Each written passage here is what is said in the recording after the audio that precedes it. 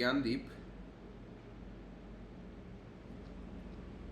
tell me something about Wahhabi movement.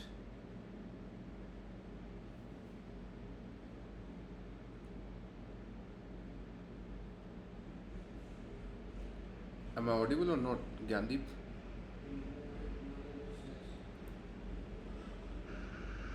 Uh, Sorry, sir. Some glitch in my web browser. It was Yeah. so. Yes. Sir, Wahhabi movement was basically against Western influences. It was basically founded in the teachings of uh, Abdul Wahib Abdul Wahib of Arabia and one Shah Waliullah, and it was basically to purify the Indian Muslims from Western influences and what they called degeneration among the Indian Muslims, so that they could have a true Islamic setup. All right. So basically, this Gyandeep just spoken about the teaching of Abdul Wahab of Arabia and the preaching of Shah Bali Ullah. So basically, this person Shah Waliullah, uh, he born around 1702 and he died in 1763.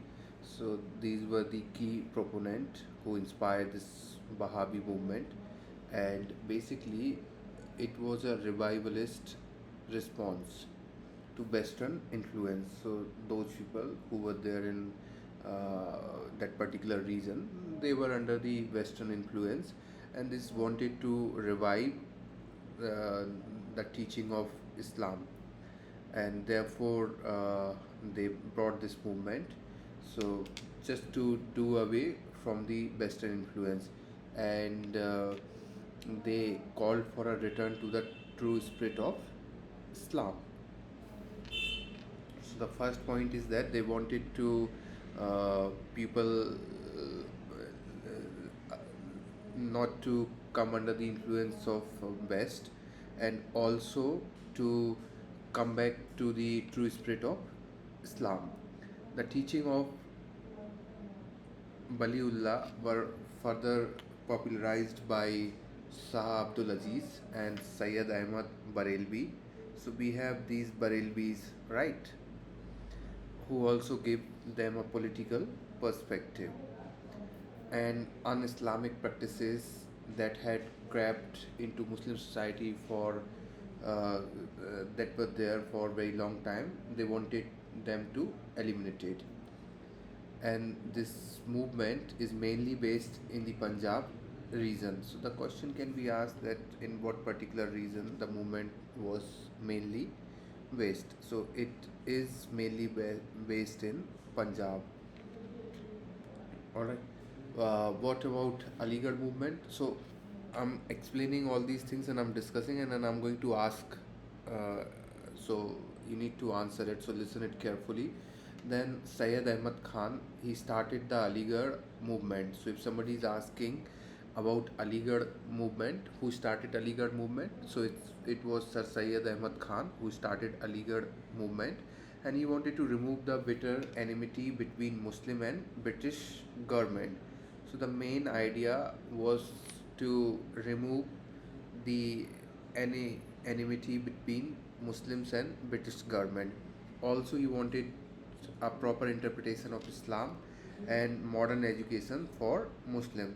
So, first task, that remove enmity between these two, Muslims and British government. The second one, interpretation, proper interpretation of Islam and modern education to Muslims. So these were the objectives of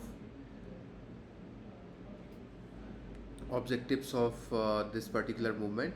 He also prepared Muslims to meet the challenge before them and strove for Hindu-Muslim unity. So he wanted to have a Hindu-Muslim unity, and he tried for that as well. and Sayyid Ahmad Khan told Muslims that Muslims should first concentrate on education and jobs and try to catch up with their Hindu counterparts. Okay, so who had gained the advantage of early start. So he wanted them to focus on education and jobs and to catch up with the Hindu counterparts. And he opposed political activity by Muslim. Therefore, the Aligarh movement promoted reform in Islam, and it was not based in East Bengal. Where it was based, it was in Uttar Pradesh, Aligarh, right? Now let's talk about Deoband movement. So it was organized by the Orthodox section among the Muslims, ulema, as a revivalist movement. So this Bahavi and Deoband movement, they were revivalist movement, and this Deoband movement had two objectives: that propagating pure teaching of the Quran and Hadith among Muslim and keeping the spirit of jihad against foreign ruler. So these people wanted to have a jihad against foreign rulers. At the same time, they wanted to propagate pure teaching of Quran and Hadith. The instruction imparted at Deoband was in the original Islamic religion, and Deoband school welcomed the formation of the Indian National Congress. So they can ask this question whether Deoband favored it or Deoband was against Indian National Congress. So the answer is that Deoband school welcomed the formation of the Indian National Congress. Deoband school is not a violent movement. Remember this thing, and it believed in the idealism of the Congress and cooperation between the Muslim and the Hindu of India to create a state in which both can live amicably. Now let's talk about Farazi movement. It is also known as Fara'idi movement because of its emphasis on Islamic pillars of faith, and it was founded by Haji Sari Shariatullah in 1819. It its scene of action was in East Bengal. So basically, this Farazi movement, it was based in East Bengal. And where is this East Bengal nowadays? Bandha, Bihar. East Bengal is The mostly of Bangla. Bangladesh nowadays, and it aimed at the eradication of social innovation or un-Islamic practice among the Muslim of the region and drew their attention to their duties as Muslim. So they wanted them to focus on more of Muslim duties rather than new social innovation or the practices they called un-Islamic. And under the leadership of Haji San Dudu Mian, the movement became revolutionary from 1840 onwards. He gave the movement an organizational system from the village to the provincial level with a Khalifa or authorized deputy at every level. This Faraidi organized a paramilitary force aimed with club to fight the Jamindars, who were mostly Hindus, though there were some Muslim landlords too, beside the indigo planters. This guy, Dudu Mia, he asked his follower not to pay rent, and the organization was established its law courts. Alright, so now uh, Mahua, explain Aligarh movement.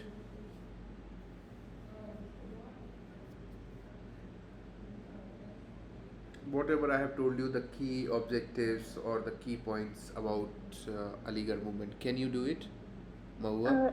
Yes, sir.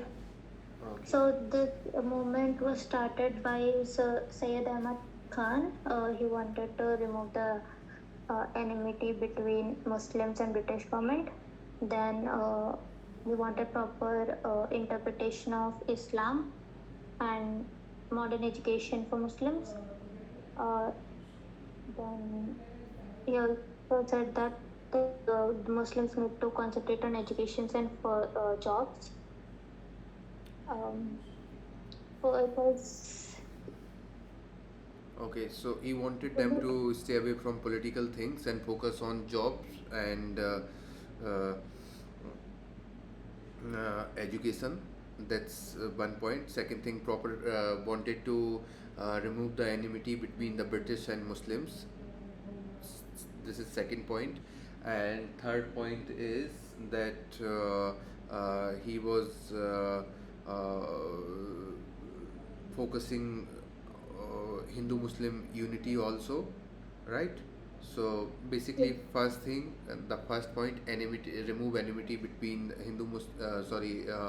Muslim and British government. Second, proper interpretation of Quran Islam, and modern education for Muslim. And then fourth point is that Hindu Muslim unity. And the next point is that he wanted Muslims to concentrate on education and jobs and to catch up with Hindu counterparts. The next sixth point is that he opposed political activity by the Muslims. Okay, so when was this movement started? don't remember the year. Pardon, come again. I don't remember the year. Anybody who remembers the year? 1875. Yes. And Sir Syed Ahmad Khan founded the Mohammedan Anglo-Oriental College at Aligarh, which later became Aligarh Muslim University. So we've discussed, Sir, yes, he is the only one who is called the Frontier Gandhi. he's the Not front. He is the one that not Frontier Gandhi. Sir Syed Ahmad Khan I only. don't think so. I am asking it just a question, sir. No, he was not the one. This North Frontier, right? Not Frontier Gandhi. This this guy was not certainly. It was Abdul Ghaffar Khan, I think. Khan Abdul Ghaffar Khan, I think. Yeah, who Okay. answered? Yes, yes. Ronit also answered. That's Abdul Ghaffar Khan. So basically, he was in NWFP. Basically, this guy is related to Khudai Khidmatgar movement, and that is so. Now you brought up this topic, Khan Abdul Ghaffar Khan. So I can tell you about this person. So he was basically a prominent Indian leader in the Indian independence movement, and especially active in the northwest frontier province. Now it is in Pakistan, and he also earned the title you were talking about, Frontier Gandhi, and the reason was his strong commitment to non-violent resistance, which was closely inspired and allied with Mahatma Gandhi. He founded Khodai Khidmatgar movement, that is also known as Red Shirts, that was dedicated to non-violent struggle against British rule. And he was also deeply respected for his advocacy of peace, social reform, and the upliftment of Pashtun people. And he is remembered as a non-violent soldier of Islam and remains celebrated for his dedication to Gandhian principle of non-violence and social justice. So this is all about Khan Abdul Ghaffar Khan. So one more topic we have covered. Okay, sir. Okay. Now, tell me something about Shubhas. Shubhas, can you speak now?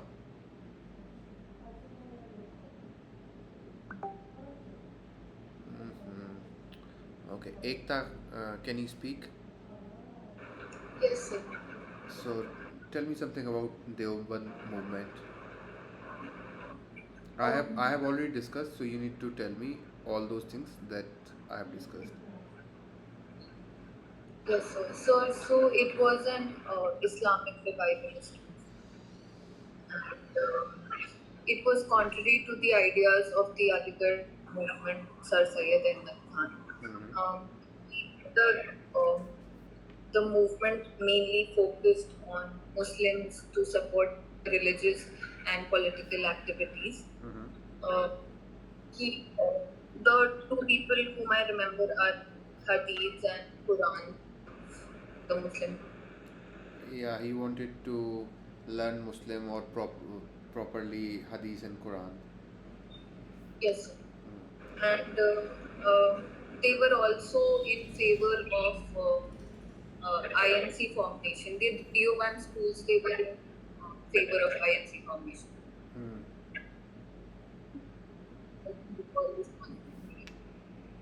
Okay.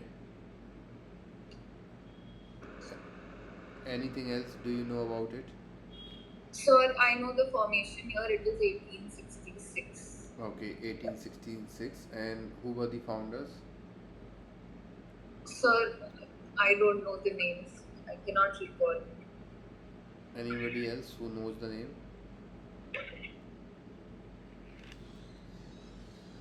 So one guy was Maulana Muhammad Qasim Nana Otawi, and the other one was Maulana Rashid Ahmad Gangohi. Okay.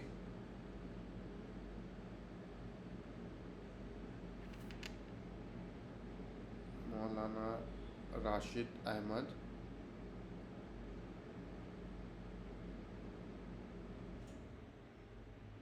Gangohi. All right. So basically, after the revolt of 1815-7, out of concern for the decline of Islamic tradition due to British rule and Western culture encroachment, they started it. The main institution, that is Darul Uloom Deoband. It quickly became a prominent Islamic seminary that drew students from across India and beyond. And the movement was not intended merely as a religious institution but also a spiritual and intellectual hub independent of colonial influence. So if you go to Saharanpur, you will see these Deobandis. They have kind of parliament or some very huge structure. Anyone who has gone to Saharanpur, whenever you're going Delhi to Dehradun by car, this Deoband, this it comes there. This madrasas and masjid, whatever structures are there, they will come.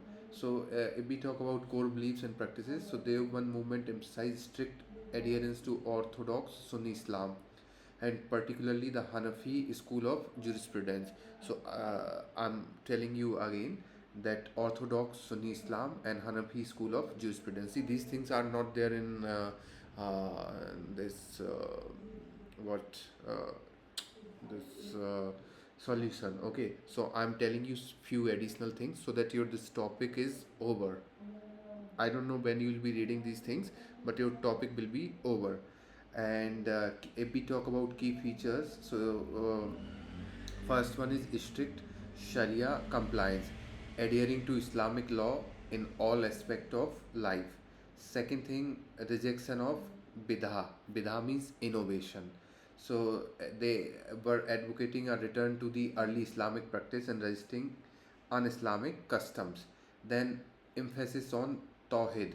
Tawhid means monotheism, opposing saint or shrine worship, which was seen as compromising the oneness of God.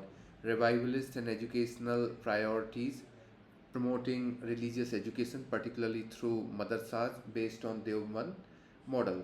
If we talk about their social and political role, the Deoband aimed for moral and religious rejuvenation of Muslims, contrasting with contemporaneous movements like Aligarh movement that encouraged Western education and cooperation with British. So it was almost anti to Aligarh movement. And Deobandi scholar issued a fatwa supporting the Indian National Congress and opposed Syed Ahmad Khan's pro British organization in 1888. The movement leaders like Mahmud ul Hasan imbued it with a political and intellectual character, integrating Islam principle with nationalist aspirations. If we talk about impact and legacy, then the Deoband movement played a significant role in shaping Islamic education in South Asia, leading to the establishment of thousands of madrasas and a powerful class of Islamic scholars. It also provided ideological support to anti colonial nationalist movements and continues to influence Muslim communities globally, especially in South Asia and UK and Africa. And the movement remains influential in matters of religious reform, community leadership, and the preservation of Islamic identity against external influence. So I have explained each and everything about the Deoband movement. If any question is coming, it will not go beyond this. That's all. And I'm recording it also today, so maybe you can listen it again. Now, tell me, Shalaka, something about Wahhabi movement. Sir, Wahhabi movement was started by based on the teachings of Abdul Wahhab and Shah Waliullah, and this was mainly a revivalist response to whatever Western influence was coming amongst the Muslims of that time. And the teaching focused on return to true Islam, and it was mainly based in the Punjab region. And yeah, and in India, it was popularized by Shah Abdul Aziz and one more person, Syed Ahmad Bareilly. Anything else?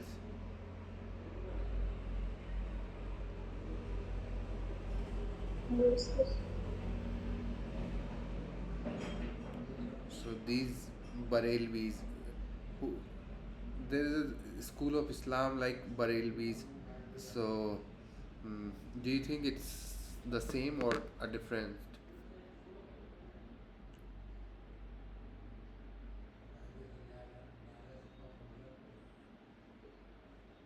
It is the same. Anyone else? Actually, they are a bit different. Okay. So Barelvi and Wahhabi movement are not the same, and they are ideologically and theologically opposed to each other, even though both are movements within the Sunni Islam. So let me tell you something about Barelvi movement. If we talk about the origin, then it's South Asia, India, late 19th century, and the founder was Imam Ahmad Raza Khan Barelvi. And if we talk about theological orientation, then Sufi influenced Sunni Islam. Remember this thing. They were these people were if we talk about Deobandi and other people also, they were opposing this the influence of saint and all, because they said that it is against the idea of oneness, God's idea of oneness.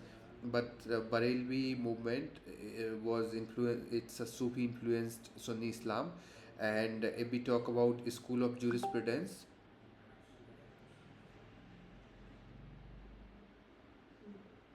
yeah, we can say that they were trying to support the Indianized version of Islam.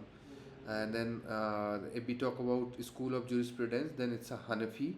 And if we talk about the belief and practice, so basically veneration of the Prophet Muhammad, believing he has special divinely granted knowledge and status, acceptance of Sufi saints, shrine, and intercession, that is called Tawassul. I don't know how to pronounce it, but I call it Tawassul. And celebrate Maulid, Mawlit. It means Prophet's birthday and other traditions, Islamic festivals. And they also emphasize on love, mercy, and spirituality. And if we talk about their view on Wahhabism, then they strongly opposed them. They considers Wahhabism a harsh and puritanical distortion of Islam. All right. Now let me talk about Wahhabi movement. So this Wahhabi movement, it started mid 18th century in Arabia, and if I have to give you year, so it was around 1744. I can't give you exact year, but it was around 1744. Okay, so it was a major Islamic revivalist and reformist movement, and it started. Barelvi started in India. It started. Wahhabi started in Arabia. The founder were Muhammad ibn Abd al Wahhab, and if we talk about theological orientation, then it was puritanical, literalist Sunni Islam. So they were very literalist. Whatever is written, it has to be in literal sense and same to same. And if we talk about school of jurisprudence, so they believed in Hanbali. The other one, Barelvi, believed in Hanafi, and these people believed in Hanbali. And if we talk about belief and practice, so they opposed Shant worship, shrine intercession, and Maulid. What is Maulid? Anyone? Rohini, tell me what is Maulid. Sorry, sir, I don't know. Okay. Yes, it's Prophet birthday. I just told you. And these Barelvi, I thought, okay. no, they celebrate. It's celebrate Maulid. That is Prophet's birthday. I just told you. Okay, and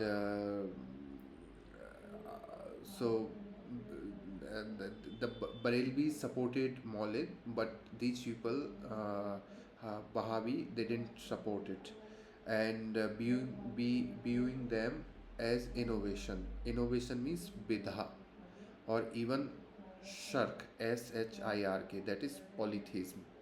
And they also emphasize strict monotheism, that is tawhid, Tawhid, and a return to the practice of salaf, that means first three generation of Muslims, often austere and legalistic in religious interpretation. If we talk about their view on Barelvis, then they consider many Barelvi practice as un-Islamic or heretical. So they are also not in the into the agreement. Now we talk about Wahhabi's activities and impact. So in Arabia, Wahhabism formed a lasting religious political alliance with the Saudi dynasty, shaping the religious landscape of what would become Saudi Arabia. In India, follower of the movement declared the land Dar ul Harb, that is territory of war, and launched campaign against the Sikhs in Punjab and later against British rule, especially supporting armed resistance during the 1857 revolt.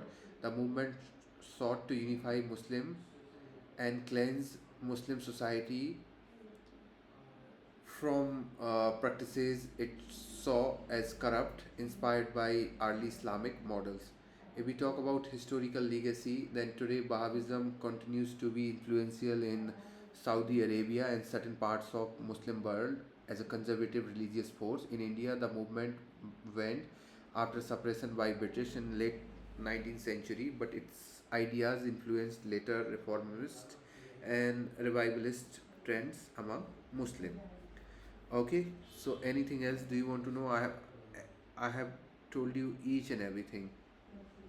Yeah, one more thing I want to tell you, that this movement promoted independent reasoning. That means that's called Ijtihad, Ijtihad, while rejecting blind adherence to established legal tradition, that is Taqlid, Taqlid. Anything else do you want me to explain about Wahhabi movement?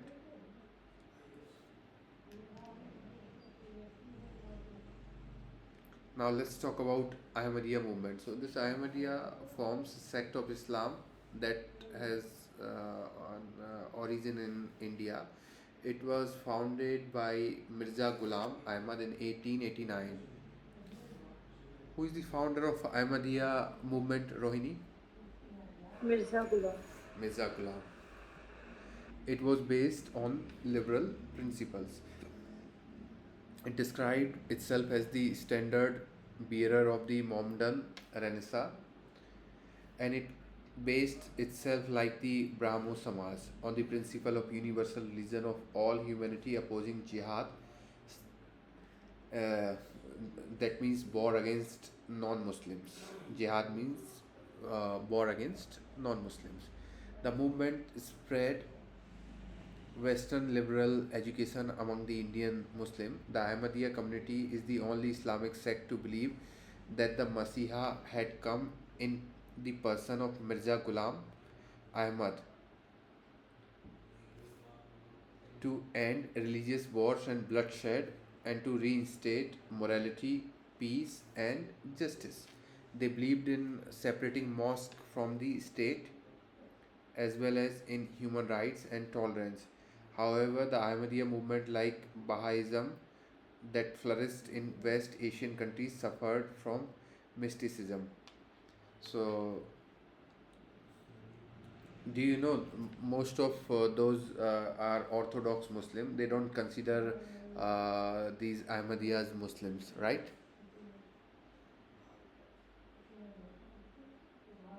Gandhi, isn't it? Yes, sir. Recently, this matter has also been in the news, especially after PM Modi made a visit. I mean, he had a meeting with Ahmadiyya leaders. Who were, among other things, they keep voicing their grievance that because of whatever reasons they are not, considered as part of the mainstream Islamic society. Yes. So this is like a persistent grievance. Okay. Now let's talk about Parsi reform movement. So this Rehnumai Mazdayan Sabha, a religious reform association. It was founded in 1851 by a group of English educated Parsis for the regeneration of the social condition of Parsis and the restoration of Zoroastrian religion to its pristine purity. The movement had Nauroji Furdonji, Dadabhai Nauroji, K.R. Kama, S.S. Bengali as its leaders. The message of reform was spread by the newspaper Rast Goftar, that means truth teller. Parsi religious rituals and practices were reformed and redefined. The Parsi creed in the social sphere attempt were made to uplift the status of Parsi women through the removal of Parda system and raising the age of marriage and education. Gradually, the Parsis emerged as the most westernized section of Indian society. So there's a scheme called Geo Parsi. Do you know anybody? Do you know about it? Yes, sir. What is this scheme about? They want to promote early marriages. This scheme has started from 2012 or something. 13, 14. 2014. No, Okay. 2013, 2014. Between 2013, 14. Yeah, Hmm. and Geo Parsi scheme is about they want to tell the younger generation of the Parsi society to get early marriage they always prefer endogamy, so they are and so the scheme just want to give them aware about, as their population is decreasing day by day. So but through this scheme, some lectures or some guidance is delivered by government to get married earlier. Yeah. So this Geo Parsi scheme is a central government initiative. It was launched in 2013 and 14 to address and reverse the declining population of the Parsi community in India by offering targeted medical, social, and financial assistance. If we talk about purpose and objective, then primary goal is to stabilize and increase the Parsi population by using scientific protocol and structured intervention, and it specifically targets issue like infertility, late marriages, and care for dependent elderly family members within the community. If we talk about the key components, then medical assistance, so it provides up to 6 lakh or actual cost whichever is less for infertility treatments, up to 4 cycle at 1.5 lakh per cycle, then up to 4 lakh for other child bearing medical expenses, and up to 2.5 lakh for postnatal care. Then health of the community, so financial help for children 8,000 per month till age 18, and assistance to dependent elderly 10,000 per month per elderly person aged 60 plus. See, financial help for child care 8,000 per month till age of 18. Can you imagine? And if we talk about implementation, then only Parsi couples are eligible for benefits under the scheme. Financial assistance is credited directly to the beneficiaries through the direct benefit transfer system after biometric and other verification. The application process is available online by the Ministry of Minority Affairs, and dedicated portal is there aiming for convenience and swift processing. Uh, if we talk about the impact, then since its inception, the scheme has facilitated the birth of over 400 Parsi children. A regular monitoring and evaluation of the ministry and state government is are ensuring effectiveness. Just in 10 years, only 400 Parsis. So, can you say this is very it's a very high it has created some sort of huge impact or something like this? Anyone? What do you think, Shalaka?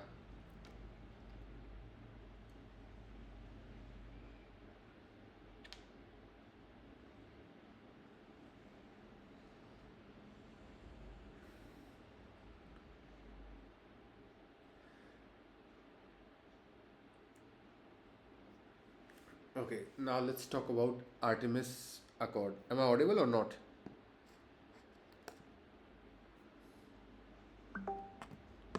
All right. So let's talk about Artemis.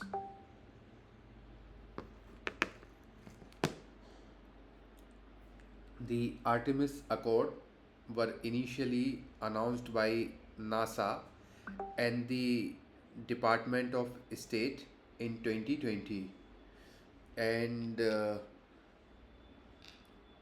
it now has 38 signatories, including India,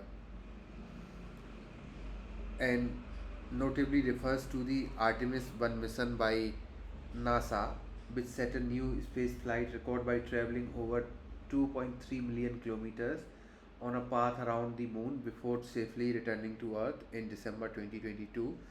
During this mission, the Orion spacecraft broke the previous farthest distance record by a human rated spacecraft, surpassing the Apollo 13 record by traveling up to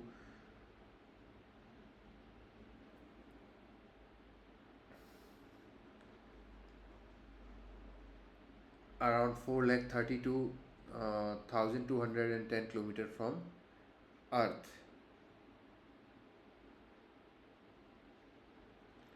Now, I was talking about record, Artemis record. Now let's talk about Accord. So it's a non-binding multinational agreement established by NASA and US Department of State in 2020, designed to create a common framework for peaceful and responsible civil space exploration. First thing, common framework for peaceful and responsible civil space exploration, particularly regarding the moon, Mars, and other celestial bodies. They elaborate on established space law, primarily 1967 Outer Space Treaty, by adding operational principle to ensure safe, transparent, and sustainable activities in outer space under NASA's Artemis program, which aims to return human to the moon and eventually explore Mars. If we talk about key principle, then peaceful exploration. All activities must be for peaceful purpose. So that is the first point. What is the first point? Peaceful exploration. Second thing, transparency. Signatories commit to open communication about their space activities, including registering space objects. And then interoperability. Participant nation agree to develop compatible system to support joint mission. Emergency assistance, commitment to aiding astronauts or a personnel in distress, Then scientific data sharing, it promotes public release and exchange of scientific information. Preservation space heritage, it protects historical lunar landing sites and artifacts.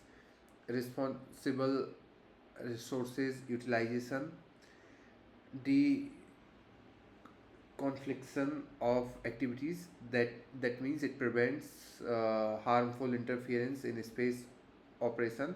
And then orbital debris mitigation, that it commits to minimizing space debris and safely disposing of it. So India is one of its signatory, please remember it. India and Japan is also a signatory. Now, uh, which country recently joined it? Anyone? Sweden.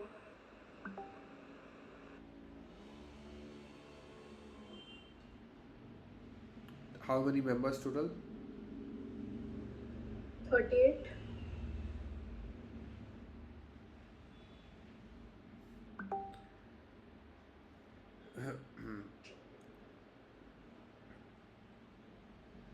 It has 56 countries worldwide. Just check it. Can anyone check it?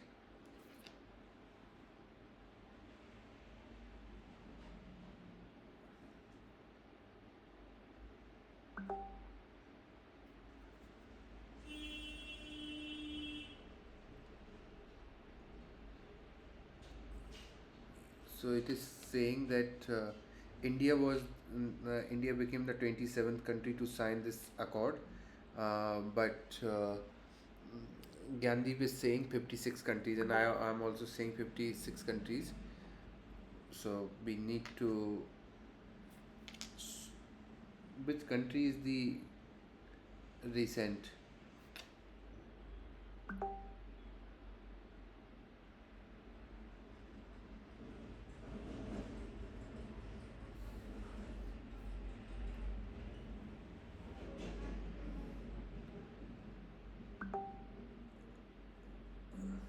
Senegal.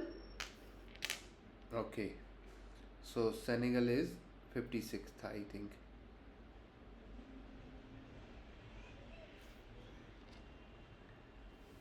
Recently it joined, 24th July, I think.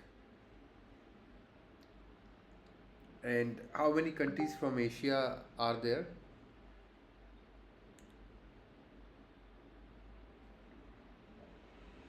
Bangladesh, Thailand,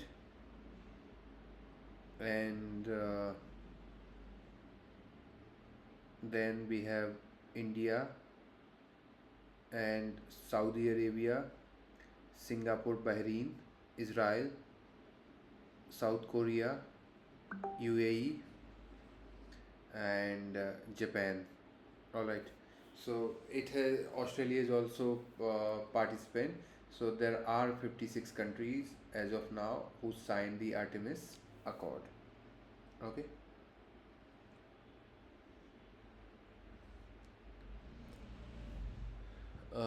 Shalaka explain Artemis record. Sorry, accord, not record. Okay, so Artemis Accord has been brought by NASA in 2020, and this is continuation of obligation of Outer Space Treaty, and whatever values they have imposed, that has been reinforced through this accord, like rescue, return, exploration, transparency in different countries' space projects, and this has a common vision and principle of civil space exploration since 2023. Okay.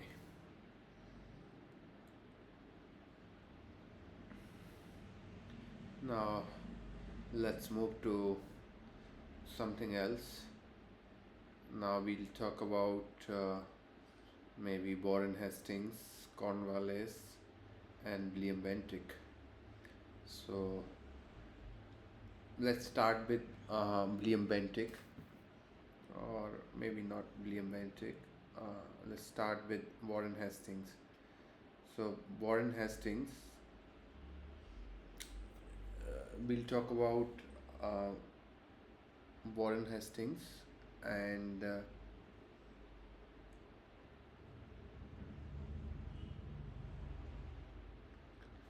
so anybody who has idea about so basically Warren Hastings 1732 to 1888.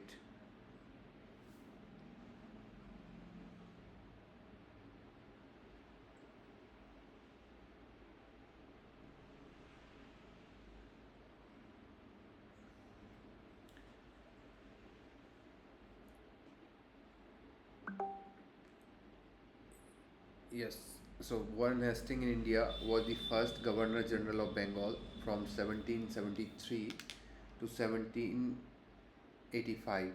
Can you just confirm year?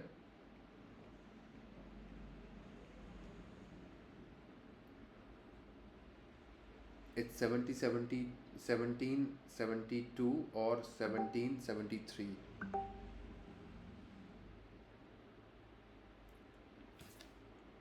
So he abolished dual system of government where the British collected revenue but Indian official managed administration. And Hastings shifted the capital of Bengal from Murshidabad to Calcutta to enhance administrative efficiency and created the Board of Revenue in Calcutta for better revenue management. He initiated reform in administration, justice, and trade, including cracking down on bandits and managing the severe Bengal famine. Hastings also promoted cultural and educational institutions, notably supporting the foundation of Asiatic Society of Bengal and the Calcutta Madrasa to advance studies in Asian languages and Muslim law. His tenure saw conflicts like Anglo-Maratha War and Anglo-Mysore War, and his governance established the framework for the British Empire in India despite controversies leading to his later impeachment trial in Britain, from which he was acquitted. Okay, and a few more things if I have to tell you. So, District Diwani Adalat. District Diwani Adalats were established in district to try civil dispute. These adalats were placed under the collector and had Hindu law applicable for Hindus and Muslim law for Muslims. The appeal from District Diwani Adalat lay to Sadar Diwani Adalat, which functioned under a president and two members of the Supreme Council. Again, I'll repeat, the appeal from District Diwani Adalat lay to the Sadar Diwani Adalat, which functioned under a president and two members of Supreme Council. District Fauzdari Adalat. So Diwani Adalat for revenue matters and Fauzdari matters for criminal dispute was set up and were placed under an Indian officer assisted by Qazis and Muftis. These adults also were under the general supervision of collector. Muslims law was administered in Fauzdari Adalat. So if they ask which law was administered in Fauzdari Adalat, then what's the answer?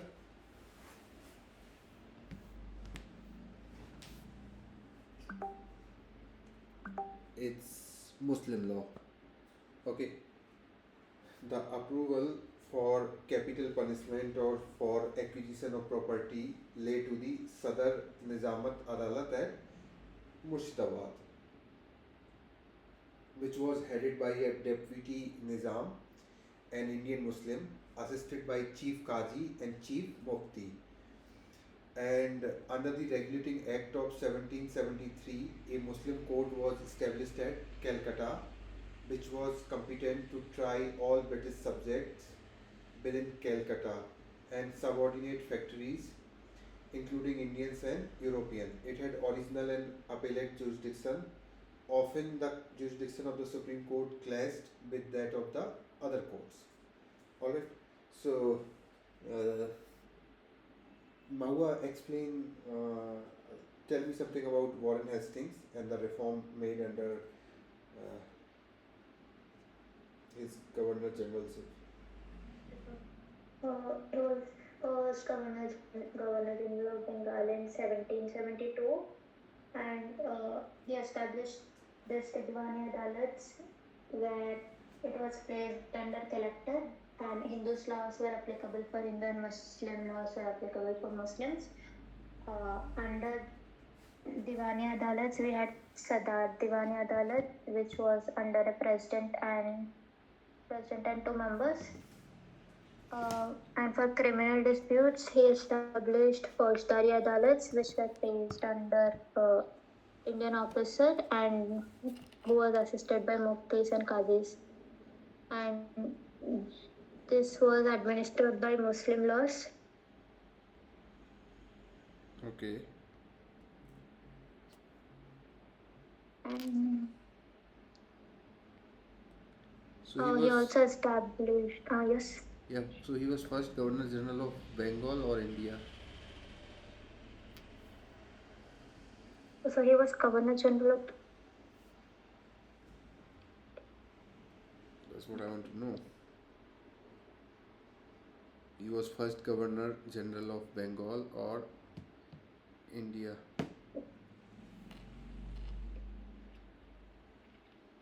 Governor General of Bengal. Yes. So he was the first Governor General of Bengal. yeah. Anything else? He also established not Supreme Court, but when during his time under the Regulating Act 1773, Supreme Court was established in Calcutta. Okay, so he when he was Governor General, Supreme Court was established in Calcutta.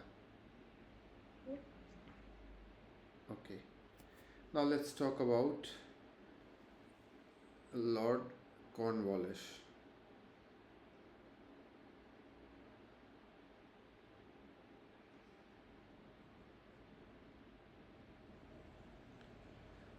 So he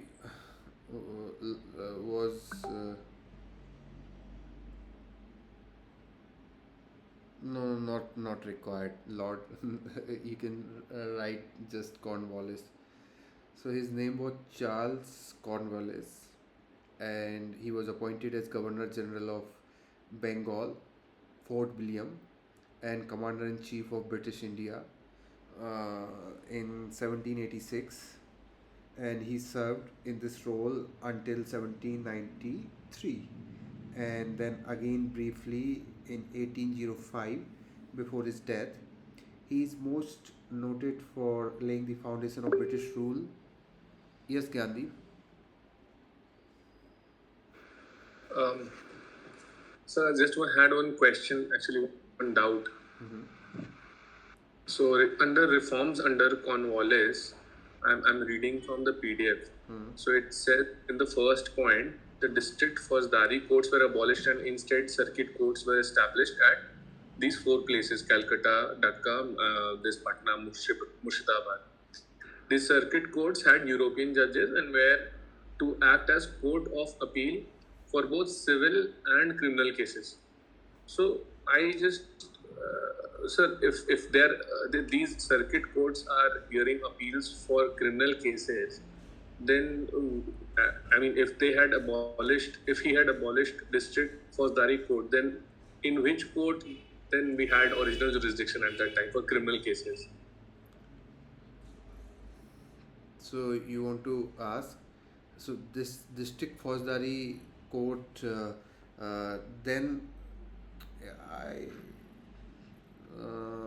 first this I know that district Fauzdari courts were abolished during the period of Lord Cornwallis.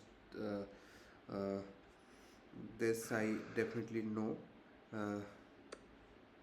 Then the question is which court replaced it, right? Yes, sir. Which court then had original jurisdiction in criminal cases? So I think this circuit courts itself.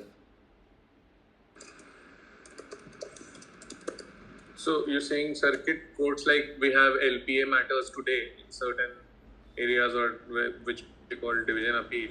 This so it's that it's court of replaced appeal by that or just does circuit court only.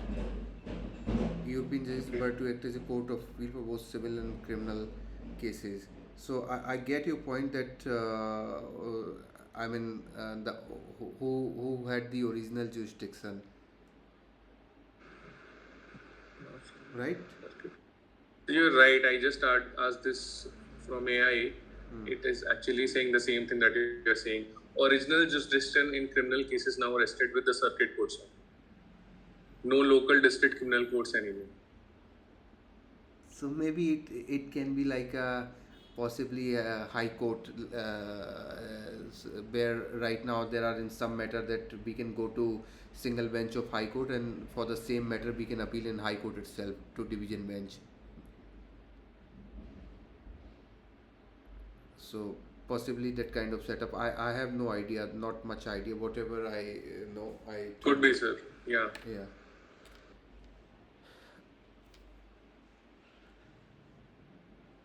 So this Cornwallis, what I was telling you about him.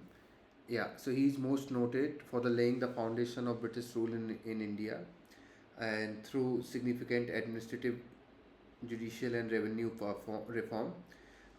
He also introduced the permanent settlement system that fixed land revenue and gave Jamindar ownership rights.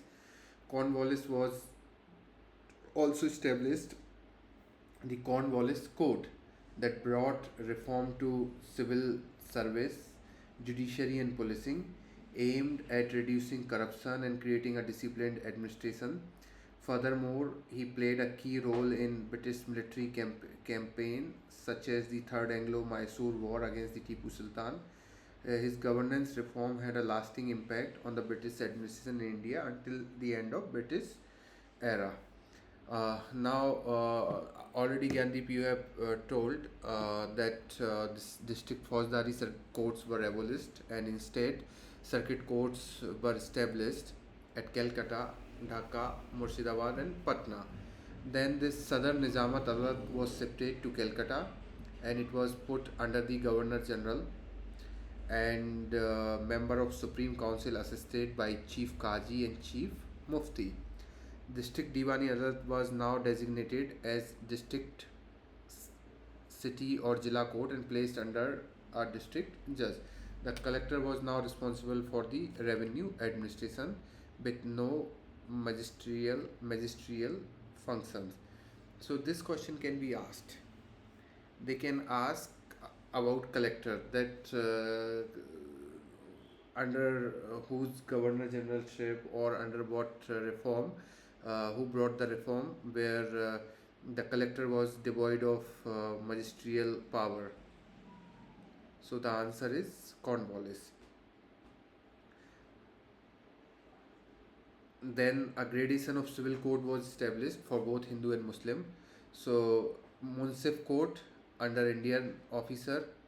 They can also ask this thing also that Munsif court was under European or Indian officer. This is a pure fact and you need to remember. Then registrar's court under a European judge. And then district court under a district judge. 4 circuit courts as provincial court of appeal. Sadar Diwani Adalat at Calcutta, Kings in Council for appeal of £5,000 and above. Uh, so that's all. And who is known as father of civil services?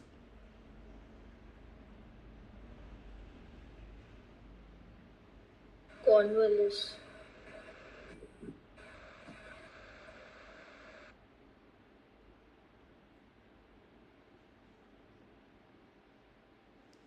So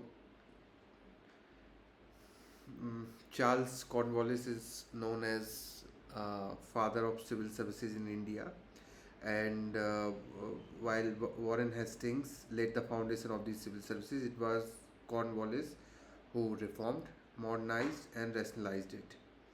Also, he introduced covenanted civil services, higher civil services held by European, and uncovenanted civil services, lower level post open to Indians, establishing a more disciplined and organized administration. His reform laid the groundwork for the structure and recruitment of civil services in India during British rule and beyond. So this is a fact. Sometime UPSC can ask these kind of thing. So please remember these things. Now let's talk about William Bentinck. So, mm Ronit, would you explain or would you tell me something about William Bentinck?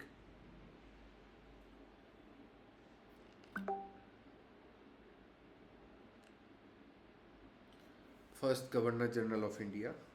Great. Sir, he was involved in abolishing sati practices in India.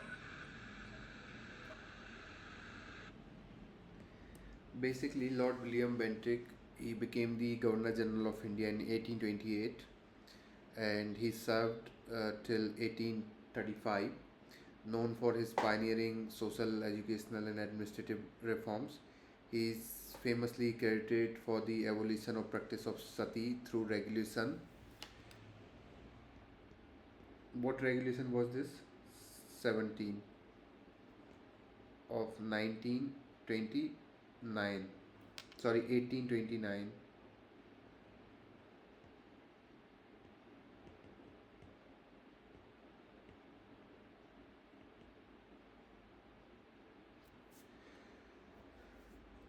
And which made the ritual of burning widows uh, illegal. He also suppressed criminal practices of thuggy and banned female infanticide. He introduced English education by making English the medium of instruction in higher education and courts, famously implementing Macaulay's Minute. So if somebody asks who implemented Macaulay Minutes, then it's a William Bentinck. And additionally, he also pursued administrative reform, including codifying laws and restructuring judicial and police system, all inspired by utilitarian ideals to modernize British rule in India. Now, the Fourth Circuit Court were abolished. You see the policy inconsistency. Uh, Cornwallis brought something, then Bentinck came after 20-25 years. He abolished those four circuit courts and their function transferred to collectors under the supervision of Commissioner of Revenue and Circuit. Sadar Diwani Adalat and a Sadar Nizamat Adalat were set up at Allahabad for the convenience of the people of Upper Province. In 1833, a law commission was set up under Macaulay for codification of Indian law. As a result, we have Civil Procedure Code 1859, IPC 1860, Criminal Procedure Code 1860 were prepared. Alright, so these were the few things about William Bentinck. Apart from this, I don't think that they can ask anything. We have covered everything, even we have covered things for what you say for state PCS as well. Alright, so this is all for the day, and tomorrow we'll discuss new things. So it's more of topic discussion rather than test discussion. All right, because we are taking few additional things also, so maybe it can be a time taking but definitely very helpful.